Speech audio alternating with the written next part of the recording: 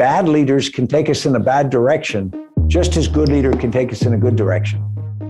And we're not that good at deciding which is which. And that doesn't make us evil. It just makes us vulnerable.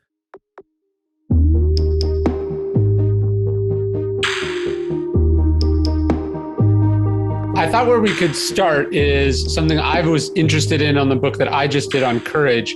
Talk to me about the relationship between risk and courage, because it strikes me that there's no courage without risk, but just because something is risky doesn't make doing it courageous. I think that's true. So how do you think about risk and courage? Yeah, I think first about risk as something that can undo you. I mean, that's got consequences. And so, as you know from the book, I consider it this relationship between threats that come and your vulnerability to those threats. When I think about courage, I think about the ability to appreciate the fact that there are potential consequences and yet be able to act anyway. And the reason I think that is important is you can be cowed into inaction through a lack of courage, and you can rationalize your way to inaction or inappropriate action because you fear these consequences. And so I think that if you perceive risks, particularly when we perceive risk to ourselves, our career, our physical well-being and all, you start to shape your behavior sometimes in ways that are not really the outcome you want. Yeah, I kept thinking in the book, because obviously, courage is sort of proceeding despite the risks.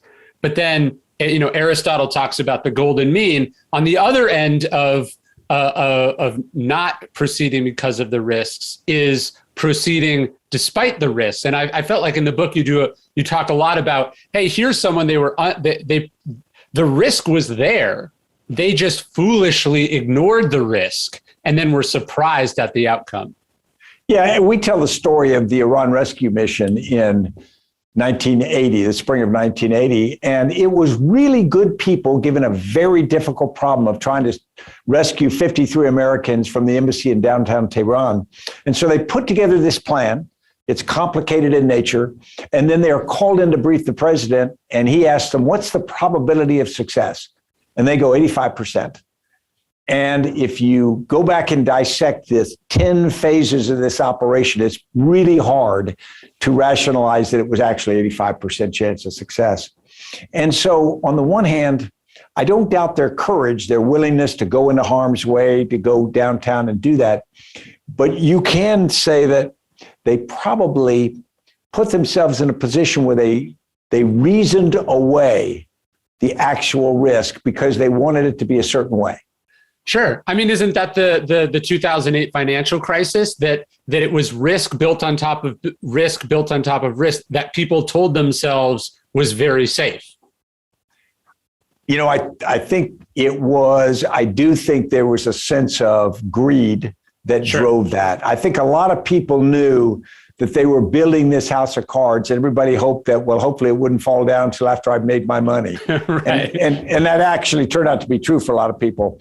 So I think in a case like that, you've also got to look at that intersection between their judgment and then their personal incentives or interests, where they start to let one override the other.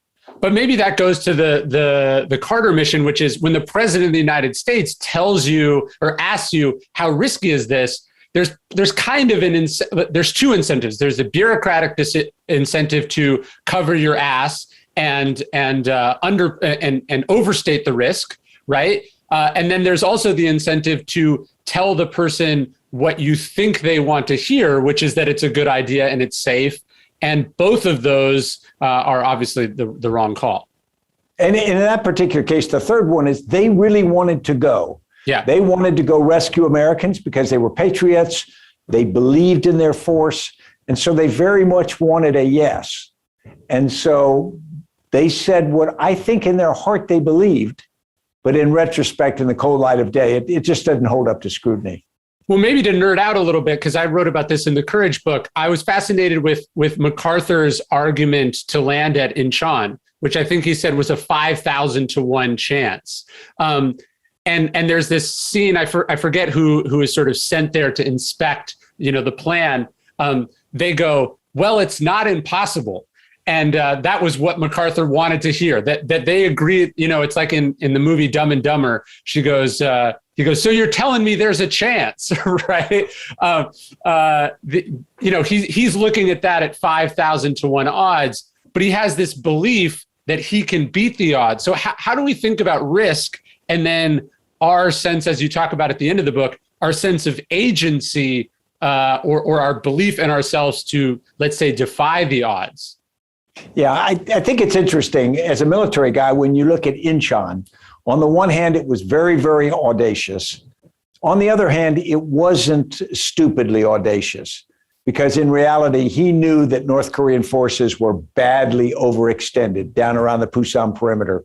He knew that the North Korean army lacked some of the strength and logistics and command and control and whatnot, and that if the United States could get a landing at Incheon, where there was a challenge with tides and other things, but that there was every likelihood that they were going to be in very good position, because it was the United States. We had a little practice at amphibious landings at that point. Yeah, and that's exactly right. So, and a lot of people don't know, but that had been discussed before the war. That was not a brand new idea. Oh, it's still, if you think about it, for General MacArthur to do that move still took courage, because he was basically putting his personal reputation on the line. I can tell a story about courage in combat that really left me stunned. Back in the first Gulf War, I was part of a special operations task force, and we were putting forces into Western Iraq to try to find Iraqi Scud missiles. And so we were putting small groups from Delta Force and the British Special Air Service in. And at one point, we put a team in of about 20 people, and they made contact with Iraqis. And the Iraqis basically drove them to our force to go break contact and try to get away. And they immediately called to my commander, and they said, we need to be extracted right now. And the default response is, yes, we'll go in and get them, and we'll bring them out so that the Iraqis can't run them down. But my boss, a General Wayne Downing, said, are you in contact right now? And they said, no, but we need to get out. And he goes, no, I'm leaving you in. And at the moment, I remember thinking, wow, he's not on the ground with them, and yet he is overriding their judgment. And then I thought about it. I put it in context. If that organization, that troop, had been run down and killed or captured, General Downing's name in American Special Operations history would have been just besmirched forever, because he would have been viewed as this heartless butcher. But he understood that if our force, our reconnaissance force, got run out, that we were not going to get a chance to go back in. General Schwarzkopf, the overall commander, would improve it. And so he took this, it wasn't a physical risk, it was a professional risk that I don't think it was designed to burnish his own power or reputation. He just knew to do the mission, we had to accept that risk. And I'm sorry. Sorry, I was going to say, and maybe he believed a bit more in their capacity than they believed in themselves. I think that's right. He did. He believed that there was a much greater likelihood that they wouldn't have a big problem, and they didn't. Right. And so he was proven correct, but there was that period. And I really noted that because it was a different kind of courage. Epictetus said that philosophy wasn't this dry, abstract thing. It was a thing, he said, you should be talking about, writing down, reading about, exploring with other people all the time. He said, constantly have it at hand. That's how I think about philosophy. And it's weird. For the last 5 years, every single day, I've been writing this free email about Stoic philosophy. It's been not just cool to meet all these fellow practitioners of Stoic philosophy, but in writing about it, talking about it, reading it for our podcast, I have got to internalize these ideas in a way that I never would have been able to under any other circumstances. That's the idea. Philosophy is something we're supposed to engage in, not keep in these dusty old books or read once and be done with. It's a constant process. And I think that's why the email has worked so well for the people reading about it and sharing it and talking about it, all of that as well. So I'd love to have you join us on this email. You can sign up at dailystoic.com/daily email. It's totally free, no spam. You can unsubscribe whenever you want. I've basically given away a book for free every single year for 5 years, and I'm gonna keep on doing it until I drop dead. Check it out, dailystoic.com/daily email.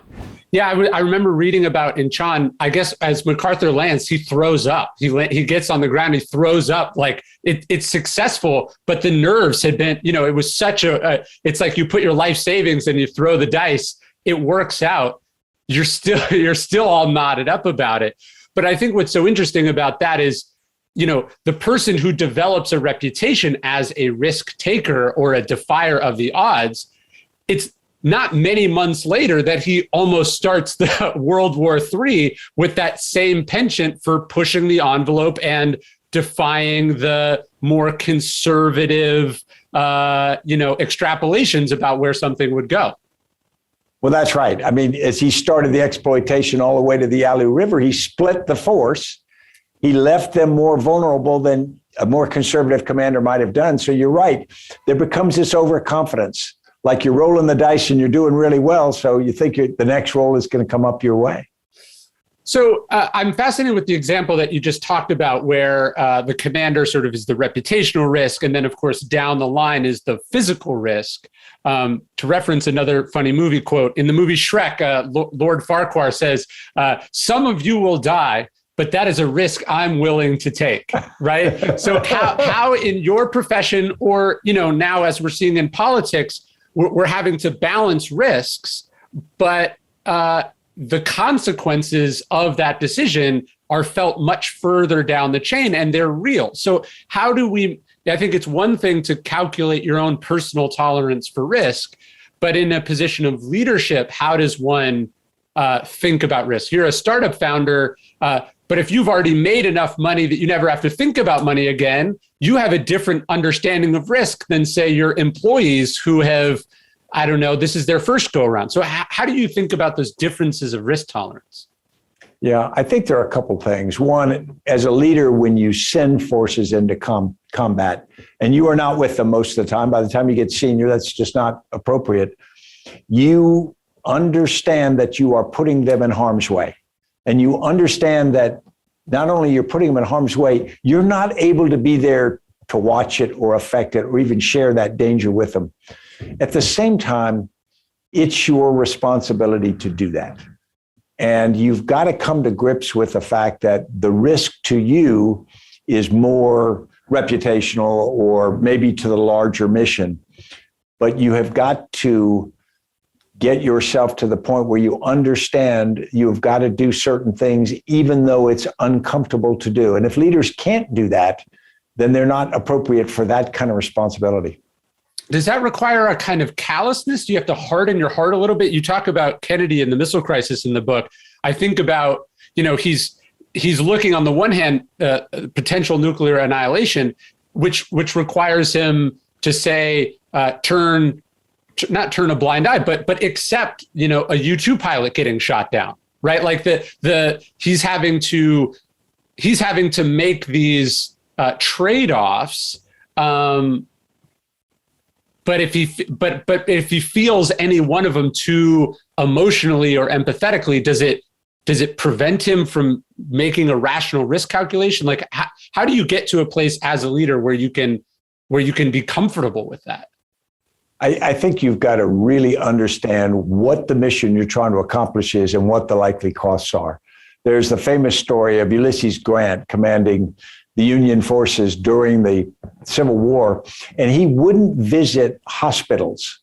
And he wouldn't visit hospitals because he felt that the upsetting nature of what he saw would make him unwilling to make the difficult decisions to put more soldiers in harm's way. And yet he had calculated that the only way to win was to slug their way through and accept the cost. I never thought about that. Yeah, it is a level of calculation that a leader who is putting people in that kind of position has to reach if they're going to be effective. Yeah, because doesn't Ulysses S. Grant essentially go like, look, we have more manpower, more resources. We control most of the territory that's required here. He saw it almost as a math equation. And so really the courage for him was, can he not blink once he's committed to the strategy? And he understood that the North was tiring of the war by 1864. And the great risk to the North was a lack of popular support that would maybe cost President Lincoln's reelection, in which case the opposition candidate was likely to sue for peace. And so he understood that you had to lower your head and you had to just batter the Southern Army under Robert E. Lee into submission as quickly as you could. Yes. Now, he couldn't finish it before the election, but he made enough progress where the American or the population of the North was accepting of the situation. No, that's interesting because it brings up another question with Grant and risk tolerance. So Grant is not incredibly popular with the troops for that reason, contrasting that with McClellan, who, among other things, the more charitable interpretation of McClellan is that he had a low risk tolerance. That one argument, of course, is that he wanted to preserve slavery, but the other is that he loved the troops so much that he didn't want to risk any of them. But the irony is that ends up prolonging the war and is probably a greater evil than, as you said, putting your head down and slugging it out. I think that's true. I think George McClellan probably loved the troops, but he also loved not losing. Yeah. And of course, there's the famous story of Ulysses Grant in May 1864, when they fought in the wilderness and they've had a brutal fight, and he's moving the army and they come to a fork in the road, and they don't fork north, which they've always done before to go refit. They head south and the army cheers. And you think, why are you cheering? Because, you're going into harm's way, and they're cheering because they're going to get it over with. Yeah, there's a great book, Grant Moves South by Bruce Canton, with that scene, and it gives you goosebumps when you read it. It's incredible. Absolutely. If you think of the level of casualties that the Army of the Potomac was suffering at that point, but they understood you have to finish the war. Yeah, and you're right. It's almost by protecting them that you are doing them an injustice by making it potentially all in vain. Well, this also brings up something that we talk about with military training or even child rearing. In military training, there's always this tension of how realistic or difficult you make the training. When I was a young commander, if you trained hard in the summer in the South where I was stationed, there was a potential for heat injuries. So there was always this idea that you don't push the men too hard because you might have heat injuries. And that was bad for an officer's career. And yet they need to develop the stamina and the ability to operate that way. The same way with live fire operations. And so a lot of commanders would pull their punches. They wouldn't do very difficult, somewhat dangerous training because they just didn't want to accept the potential of hurting their own careers in the process. And yet the greater risk is an unprepared military. Yeah, and you brought up child rearing. It's what we call those snowplow parents today. They plow the path in front of their children so they never have to experience any difficulty. And the irony of that is that it makes pretty undifficult things much harder down the road. Right. I mean, I've got 3 granddaughters and they live next door to me.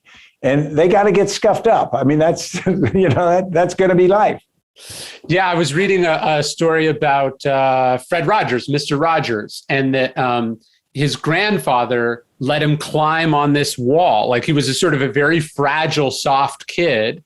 And his grandfather let him climb on this wall that he could hurt himself on, but that it was actually very empowering for Fred Rogers because he had been so sort of coddled and protected. It gave him a sense of, and I think that goes to, again, the point at the end of the book, which is if you don't believe you have agency, if you don't believe you can do something, that is an effective truth. because you won't be able to do anything.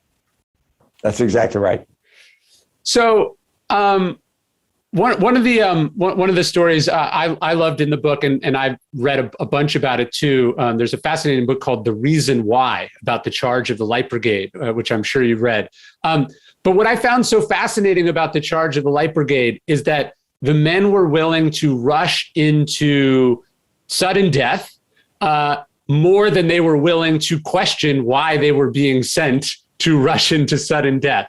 So where does the sort of, maybe this is that spectrum of fear versus fearlessness, where do we step in and go like, hey guys, this is crazy. I shouldn't, like, I'm not going to do that. Like, how does that tension come in? Well, it's famous. I'll start with a family thing. My wife and I have been married for 45 years. And if a meteor was falling down, it was about to hit her on the head, and I turned and said, move, she wouldn't move. She turned to me and said, why do you want me to move? Right. And it drives me crazy, because my time in the Army, I want her to move and then maybe ask me. Sure. But she's just not one of those troops. If you think of the charge of the Light Brigade, we had a situation where in the ranks, down in the cavalrymen, we had bred into them the idea that you would follow instructions, you would follow orders, because there wasn't time or ability to explain everything to people. And you didn't want everybody looking at the commander and saying, now, why do you want us to do that? So where it broke down was at the more senior levels, where commanders are communicating instructions and intent. They should have asked questions. That's in their level of responsibility. They are supposed to say, now, wait a minute, that doesn't make sense. Why would you tell us to do that? Clarify that. And so, as you say, I wouldn't want every member of the Light Brigade to have turned around and say, no, explain this to me. But I would want the commanders to do that. Yeah, right. That makes sense. And that brought up another thing which I loved in the book, and I've thought about it. So it's obviously the courage of the Light Brigade is immense, and that's where the poem comes from. But there is something kind of empty about it, in that it was pointless, and then who even remembers what the Crimean War was about, right? So even at the most senior level, they probably no one should have been there to begin with, right? And so the courage when one is facing risk, but it's to not any real purpose, is there something hollow about that? And I liked your sort of reckoning with Robert E. Lee. I had a biographer of Robert E. Lee on recently, and it was sort of like, sure, Robert E. Lee was courageous ultimately, but there were so many moments when he got himself into the mess through a lack of courage, right? Like through a lack of questioning, or through a failure to do the harder thing. And so how do you think about that? Well, if I think about members of Al-Qaeda, particularly Al-Qaeda in Iraq, which we faced, and they would do these extraordinary things in terms of courage and operations, and to include suicide bombings and whatnot. But I fundamentally disagreed with the rationale they were using. And I could make an argument, in some cases, they lacked the courage to do otherwise. They lacked the courage to question the instructions or the level of extremism that was being communicated to them. Now, someone could turn the lens back and they could say, U.S. military are the same way. You're sent by the nation. And so you, without questioning, you go to Iraq, you go to Afghanistan, you go to any war we have. And so you are also guilty of maybe not being discerning in deciding where your courage is best spent. But how many times do we see opponents in a war, both sides showing extraordinary amounts of physical courage to almost no value? I'm just reading a book on Gallipoli, the campaign. And of course, you have this ill-fated campaign that wasn't going to work from the beginning. And yet it's this bloodletting for 10 months that has at the end of the day, no value. There's a Lord Byron poem. He says, "'Tis the cause makes all that hallows or degrades courage in its fall." Do you agree with that? Or do you feel like courage or the navigation of risk is inherently admirable by itself? Well, I think it is. I think it is inherently admirable. We had a case of a soldier was killed by friendly fire in Afghanistan early in the war. And he was maneuvering to do something that he thought needed to be done. And it was a courageous effort. And he was hit by friendly fire. And to me, that in no way takes away from the courage of what he decided to do or he was executing. The fact that he was killed by friendly fire and he misunderstood the situation, he had a bad read of the situation, doesn't take away from the decision he made, because the context in which he made it was pure. And so I think we should still be willing to respect the courage people show, even if they are operating in a bad context or just wrong. Yeah, I guess there's probably a sort of a general window in which we can accept it. And then there's extremes that once you go past, it stops making sense, whether it's, a kamikaze pilot for Japan or you're looking at, sure, a lot of these Confederate generals were very brave, but the cause to which they were committed was objectively treason. And so that's an interesting tension, I feel like. Yeah, but what I'd want us to do is to parse those. Because on the one hand, you've got to recognize that there is physical courage. And sometimes there's also other values. There's loyalty to others. There's commitment. There's all of those things that someone in a bad cause can show that are very, very admirable. Sometimes you're in a bad cause and you don't realize you're in a bad cause. Right. The United States has fought some wars where arguably we were not we were the bad guys. Yeah, we were not the good guys. Right. And yet we've got to admit that if the country asks people to go and they go do it with the best of their ability and conduct themselves personally honorably, then I think we have to parse those things apart. Well, no, that connects to something we talk a lot about in the book, the idea of narrative, but also the idea of the information one gets, right? So, how many of the people, let's say, that fought for the Confederacy, let's say there's a certain amount of moral guilt just for obviously not questioning the institution of slavery itself, but also had grown up in an environment that had fundamentally misinformed and misled them. And obviously this is even more true in, Nazi Germany or Imperial Japan. How does one know, how can one be held responsible when they are themselves a victim or, have had the wool pulled over their eyes, which, you talk a lot about COVID in the book. I'm fascinated with that, where how many of the people have become sort of partisan pawns or just been fundamentally misled by information on the internet or bad actors or maybe even sort of foreign interference in some cases. Yeah, I think this really gets to one of the most dangerous things in society, and that is disinformation. Yes. Now, it's not new. It's been around for a long time. But what it should remind us is we are all vulnerable to it. If you and I lived in Nazi Germany, someone would say, would you have been a Nazi? We go, oh, no, of course not. Well, statistically, we would have been. Yes. If we were born in the South before the Civil War, statistically, we would have worn gray. And I think it's fair to admit that we as people and as populations are incredibly malleable. We are vulnerable to leadership. And I use the term vulnerable very carefully because It means that bad leaders can take us in a bad direction, just as good leader can take us in a good direction. And we're not that good at deciding which is which. And that doesn't make us evil. It just makes us vulnerable. No, it's sort of the elephant in the room when you're sort of making a risk calculation, because as you talk about so much in the book, you're like, what about this? What are the facts? What are your vulnerabilities? How can one do that if reality itself is suspect? And I think for a lot of people are making rational decisions based on irrational information or just simply incorrect information.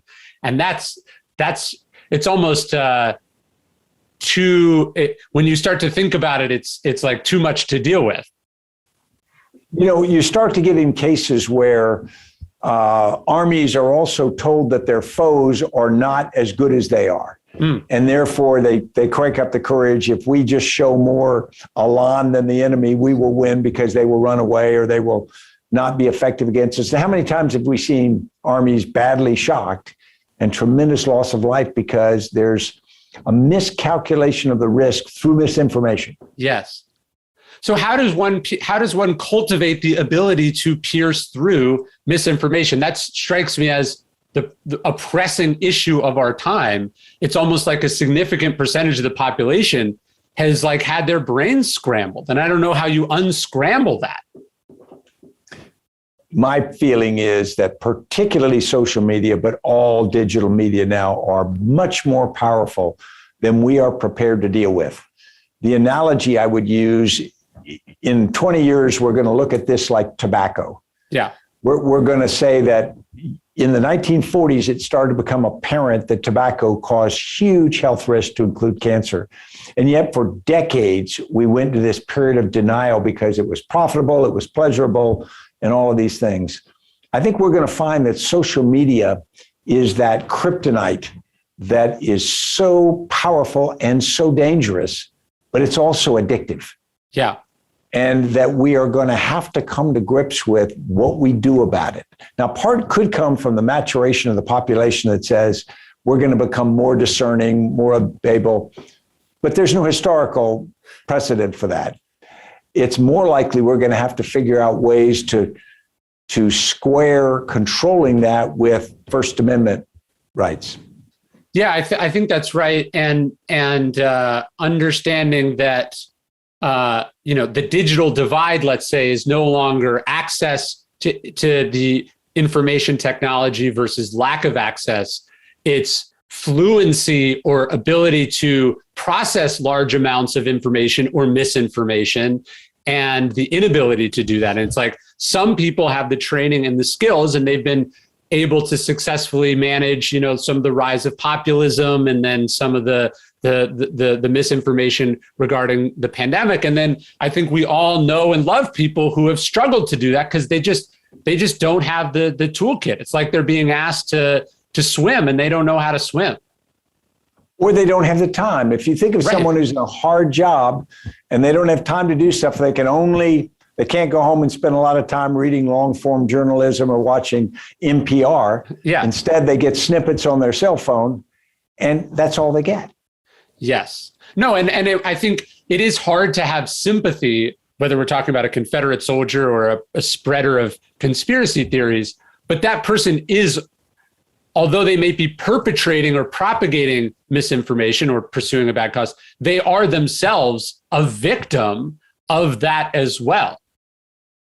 Which is bringing up something that I've been thinking about in vis-a-vis courage and judgment, and that is, if you have someone that you know well and you think they are misinformed and wrong, they have just reached a set of incorrect conclusions. And as we approach the Christmas holidays, do you go home and look them in the eye and say, no, you are dead wrong? And you might be stupid, but I know you're wrong. Is telling them that courageous or bad judgment? Yeah, it requires an immense amount of restraint and patience because it almost certainly won't convince them to tell them they're an idiot if they are in fact being an idiot. But how does one convince someone that that's the whole tricky problem? Yeah, it's and they actually say data-wise, if you try to disprove somebody's beliefs, that it strengthens them. Yes. Yeah, the backfire effect. Right. Exactly. But when we talk about risks, I think COVID has brought this up in an interesting way. It brings up a whole lot of philosophical questions, especially for the Stoics. The Stoics talk about this idea that we're all connected, we're all in service of a common good. What's bad for the hive is bad for the bee, and so on and so forth. But there is kind of this belief, and maybe I think part of it's sort of a machismo culture, part of it is maybe a misunderstanding of risk, or it's the idea that one's personal risk tolerance is separable from the consequences of that risk. So like, let's say you don't give a crap about COVID and you're young and healthy, I think a lot of people go, well, why should I get a vaccine? Why should I wear a mask? Why should I even think about this at all?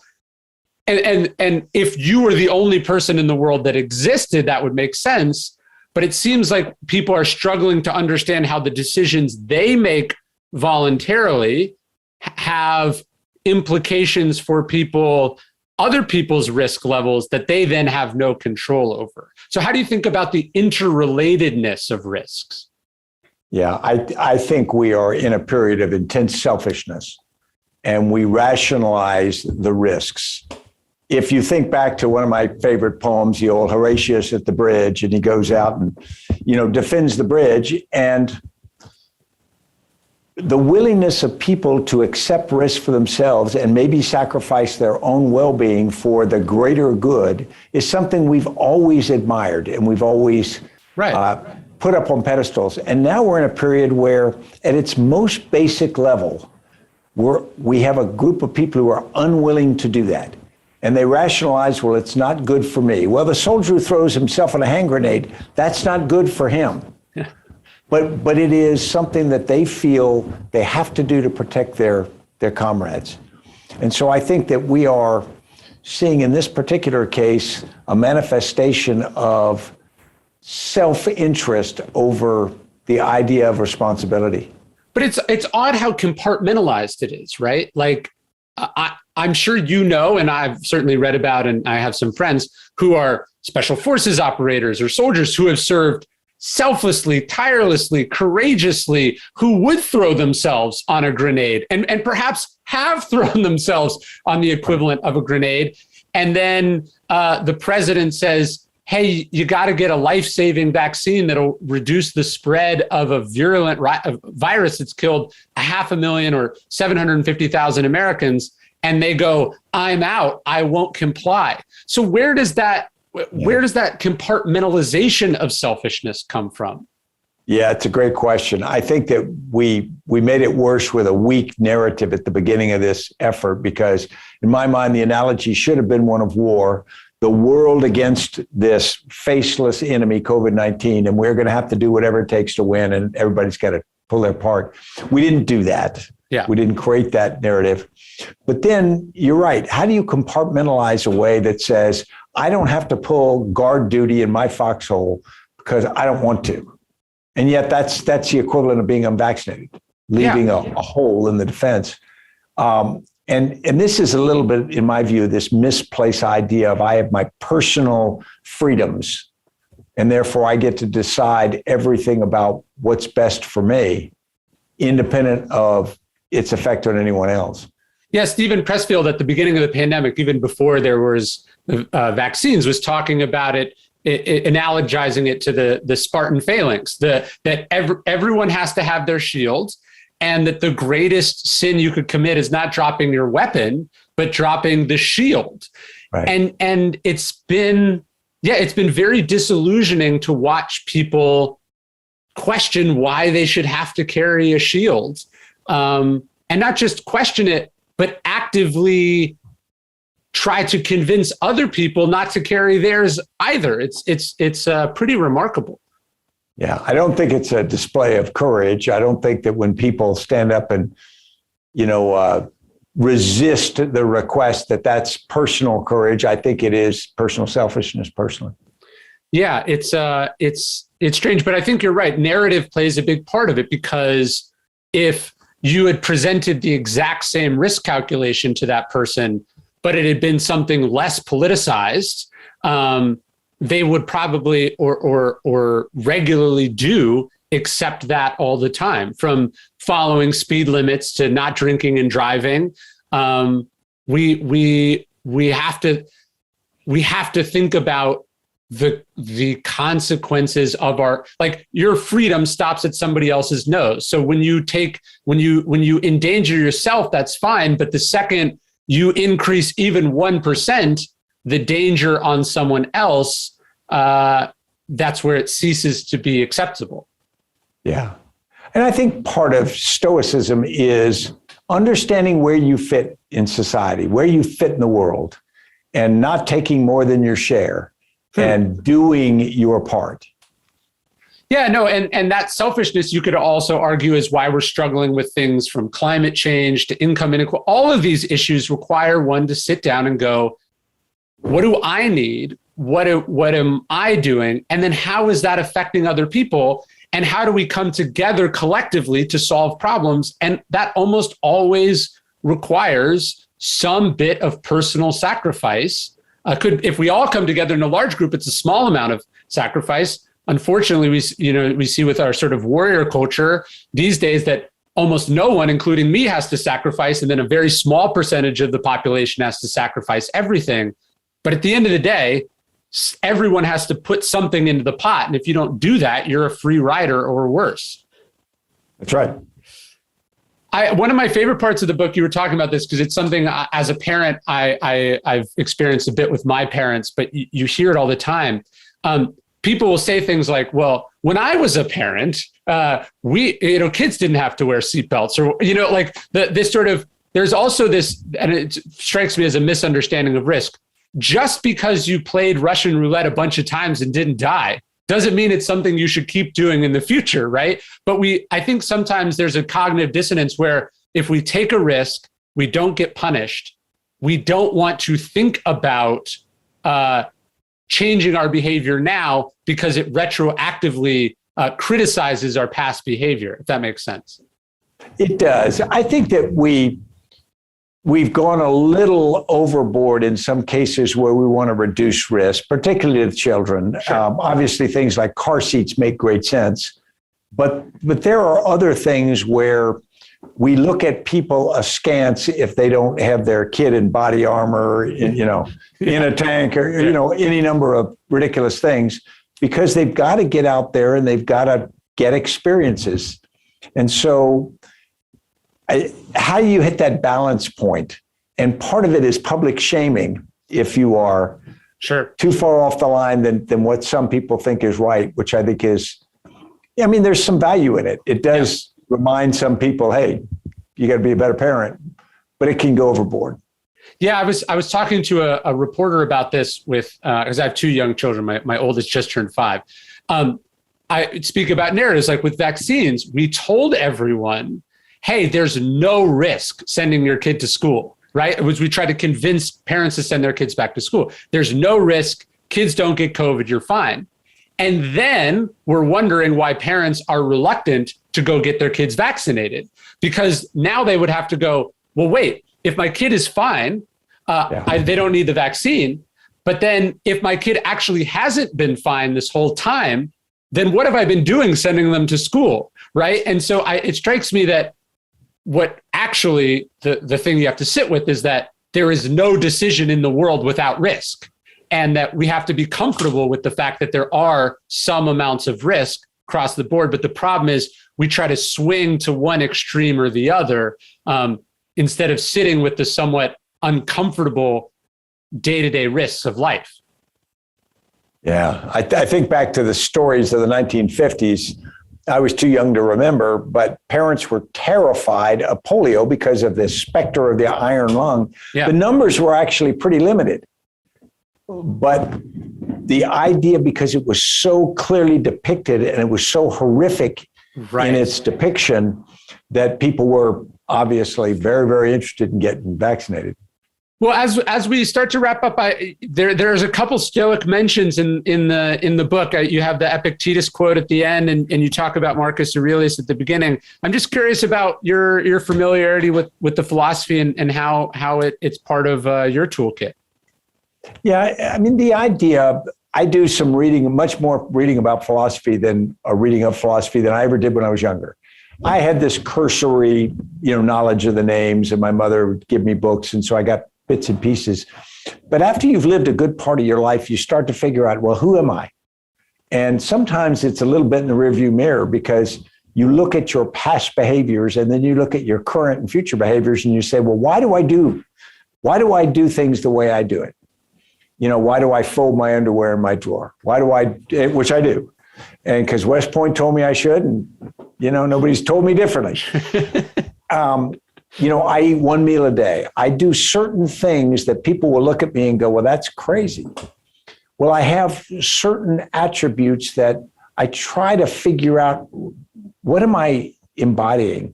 To a degree, Stoicism is attractive to me because there's a discipline to it. There's a idea that if I am willing to deny myself certain things, that I can either achieve or obtain other things. But most importantly, I can have a self-image that I am comfortable with. And I think most of us don't think enough about what our real self-image is. You know, how do we want to think of ourselves? How do we want to respect or not respect ourselves?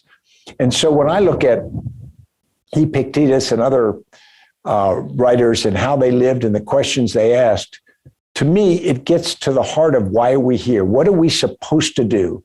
Marcus Aurelius really questions our motives. I remember the part where he goes, why do you do something good? Well, you want your legacy to be good. Well, guess what? Pretty soon the people who follow you are going to die also, and your legacy is going to be gone. Right. So now why do you do something good? And he says you should do it simply because it is the right thing to do. No, I love that because of course, a philosopher at Harvard could come to that same conclusion, right? Just sort of thinking about, well, you know, are you going to be around to experience your legacy? No. So your legacy doesn't really matter. What matters is that you do the right thing for the right reasons or whatever.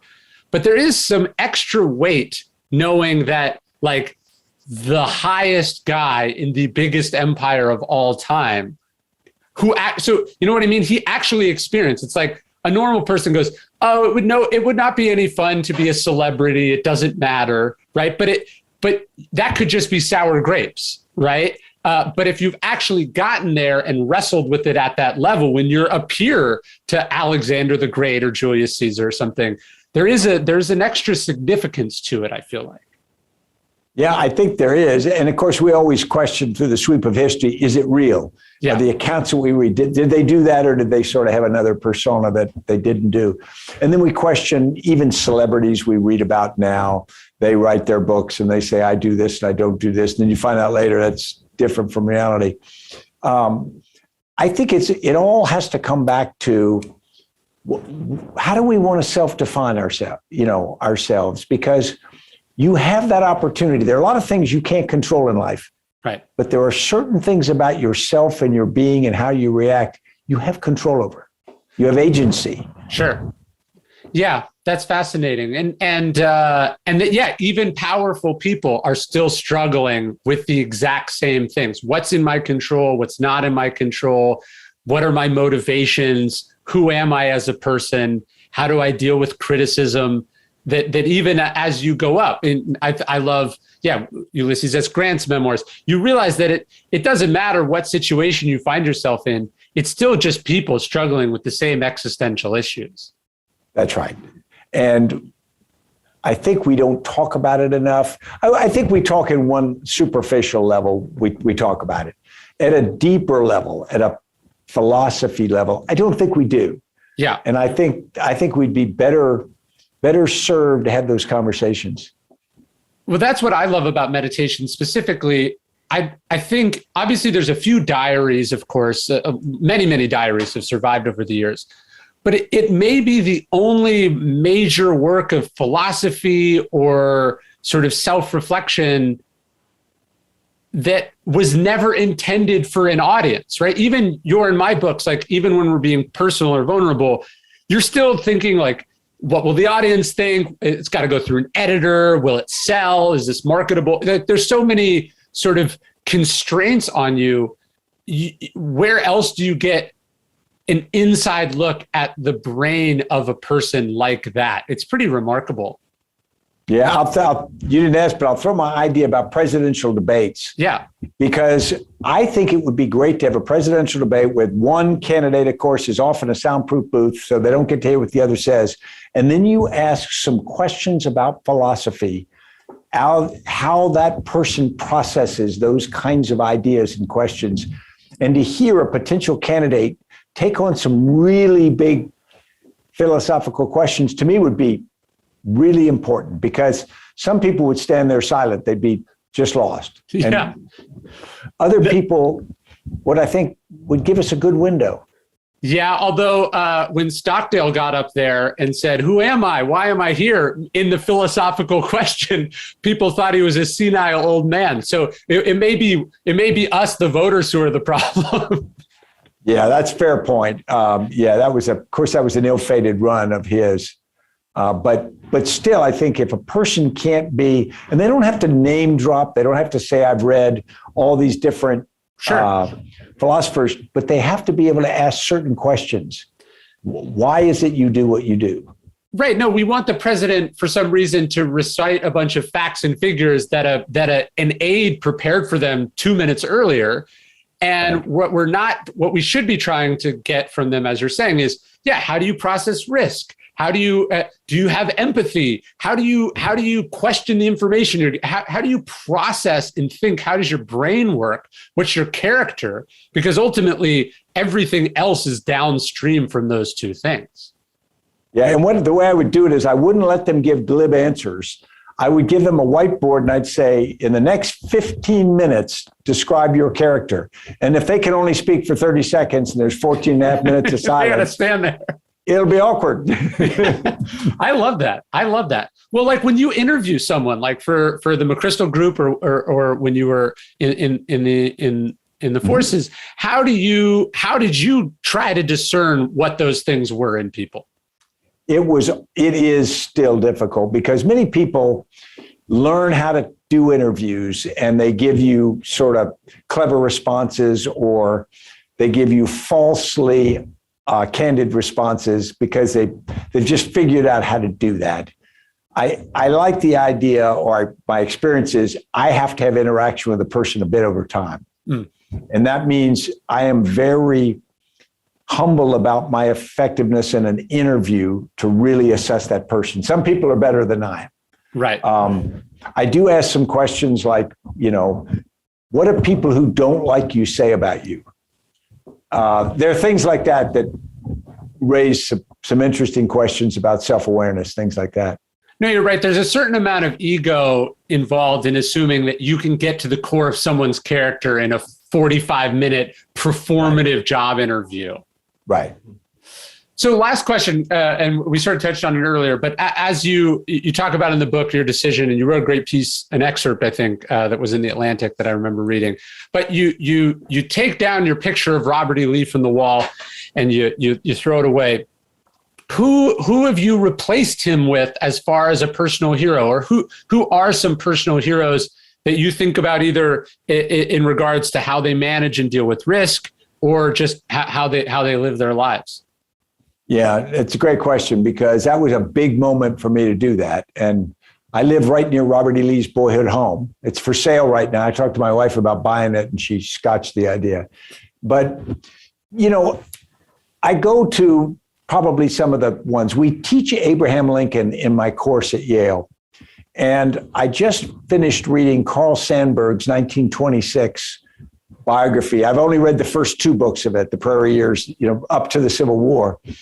But it is so different from the other depictions of Abraham Lincoln. I mean, it's so much more human. And of course, Sandburg writes as a poet, can write in ways that I wish I could.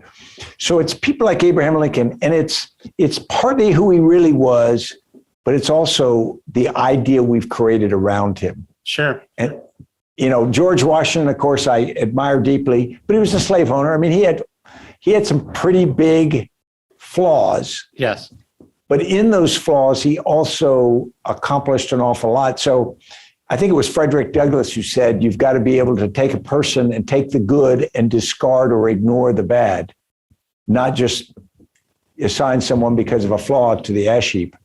So those are the kinds of people. But, I'm not a hero worshiper in the sense that, particularly when I read about people, they all become human. Yeah.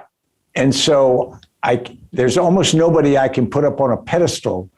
Instead, that in a good way, that makes them more approachable, because it makes me say, I could be a lot more like Ulysses Grant was, because he was human. He had a lot of flaws. Yeah, there's a line from Marcus Aurelius. He says, if it's humanly possible, know that you can do it. I think one of the things, like we're so reluctant to humanize these heroes, but it should have the effect of making people think that you could be like them, right? That they're just regular. Grant, especially. I mean, Grant was selling firewood by the side of the road before the Civil War.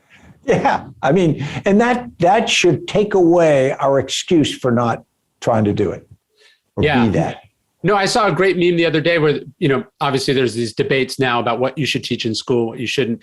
And they said, isn't it kind of insulting for white people to assume that their kids won't also identify with John Brown or Frederick Douglass? Like the idea that by tearing these people down, you're destroying their identity or their worth.